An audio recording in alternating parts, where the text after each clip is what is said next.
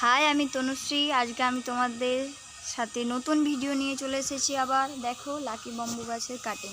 আমার গাছটা কত বড় হয়ে গিয়েছে, ডালপালা পুরো শুকনো হয়ে গেছে, যত্নের দরকার, তাই আমি কাটতে বসে গেছি। সুন্দরভাবে কাটিং করে নিচ্ছি। একটা গোল শেপ দেব, কাটারের সাহায্যে কেটে নিচ্ছি সুন্দরভাবে। সব ডালগুলোকে ভালোভাবে পরিষ্কার করে কেটে নিচ্ছি। দেখো কত সুন্দর হয়ে গেছে কাটিংয়ের পরে, পুরো গোল রাউন্ড হয়ে গেছে, আর দেখতে কতটা সুন্দর লাগছে। এই কেটে দেওয়া ডালগুলোকে একদমই ফেলে দেবো না, এর থেকে নতুন চারা করে নেব। তা ডগগুলোকে আমি কেটে নিচ্ছি।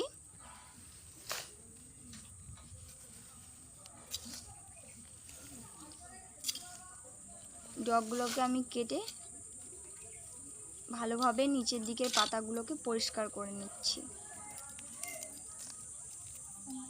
এরপর কিছুটা ধোয়া বালিতে আমি ডালগুলোকে গেড়ে দেবো।